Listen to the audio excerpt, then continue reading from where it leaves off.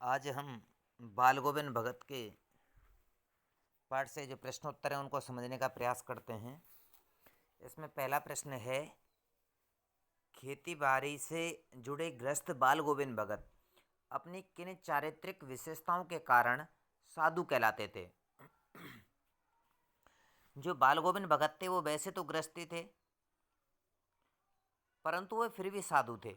उनकी जो वेशभूषा थी वो परंपरागत जो आज के जमाने में जो साधु रहते हैं उन जैसी नहीं थी। उनके चारित्र की जो विशेषताएं थीं वो अलग ही थीं। वे जैसे कि कबीर को तो साव मानते थे, उन्हीं के गीत गाते थे। वो कभी भी झूठ नहीं बोलते थे, स्पष्टवादी थे, सदा ही सत्य बोलते थे। किसी से भी बिना कारण बेकार में ही झगड़ा मोल नहीं लेते थे।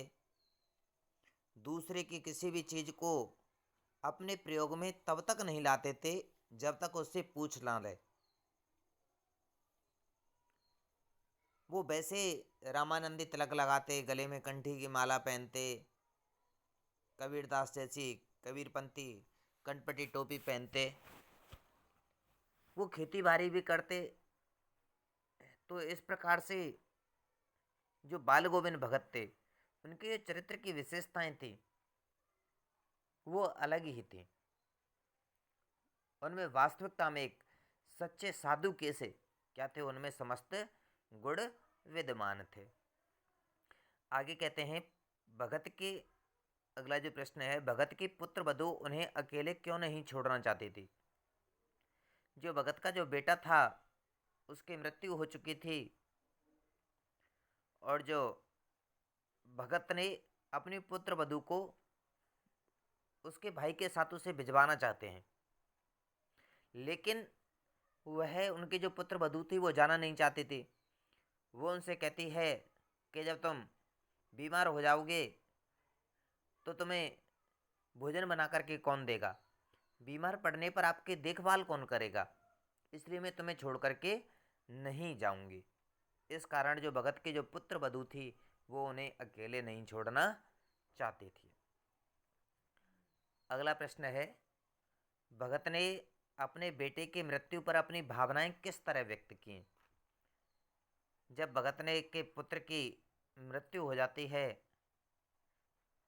तो वो उसके अपने बेटे के अकाल मृत्यु पर भी विचलित नहीं हुए।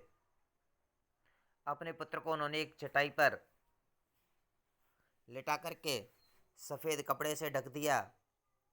जो वो घर में कुछ पौधे रोपे रहते थे उनसे कुछ पुष्प और तुलसी दल लेकर के उसके ऊपर बिखरा दिए और सिराने एक उन्होंने दीपक जला दिया था और उनके पास बैठ कर के ही खंजड़ी बजा करके गीत गाते रहे और इतने मग्न हो गए कि वो नृत्य करने लगे।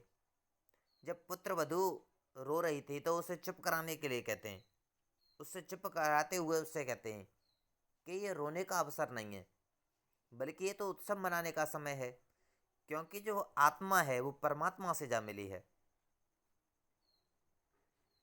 इस तरीके से वो अपनी भावनाएं व्यक्त करते हैं। अगला है, भगत के व्यक्तित्व और उनकी वेशभूषा का अपने शब्दों में शब्द चित्र प्रस्तुत करें। जो भगत थे वो एक मझोले कद के में छोटे से कद के करीब 60 साल से ऊपर के व्यक्ति थे। उनका जो रंग था वो गोरा चिट्टा था, उनके बाल तो वैसे सफ़ेद हो गए थे। वे बहुत ही कम कपड़े पहनते थे। वो केवल एक लंगोट पहन करके रखते और सिर पर कबीरपंथियों की एक कनपटी टोपी होती है उसे पहन करके रखते थे। मस्तक पर रामानंदी तिलक लगाते थे। गले में तुलसी के जड़ों की मोटी सी माला पहने हुए रहते थे। उनका जो वेशभूषा थी वो इसी प्रकार के थी। अगला है, बाल गोविंद भगत की दिनचर्या लोगों के अचरज का कारण क्यों थी। जो भगत थे उनकी जो दिनचर्या थी वो लोगों के अचरज का कारण थी, क्योंकि वे न जाने कब अंधेरे में उठ करके उनकी जो दिनचर्या थी वो शुरू हो जाती थी।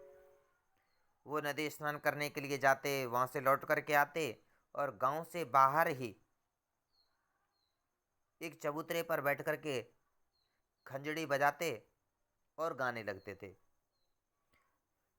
वो कार्तिक के महीने से फागुन के महीने तक प्रभात फेरी किया करते थे। मीन सुबह सुबह गांव में संकीर्तन करते हुए घूमते थे, चारों तरफ की परिक्रमा लगाते थे। वे अपने खेत में रोपनी करते, बाकी समय जो भी बचता तो उस समय भी वो खंजड़ी बजाते और गाने गाने लगते।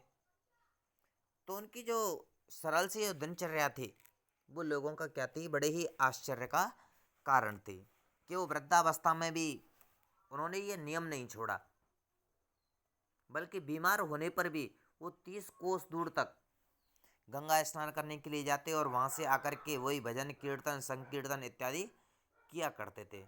इस कारण उनकी जो दिनचर्या थी वो लोगों के अचरज का कारण बन गई थी।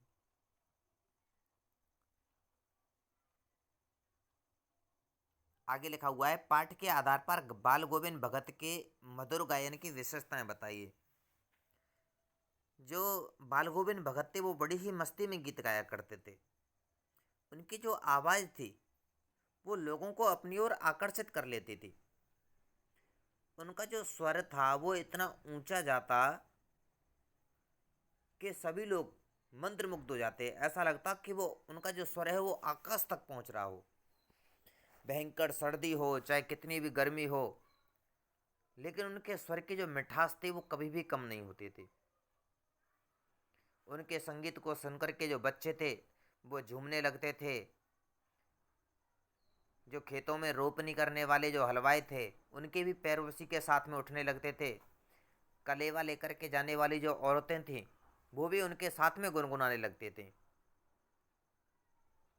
इस प्रकार से उनका जो गाना था वो लोगों को बड़ा ही अपनी ओर आकर्षित करता था।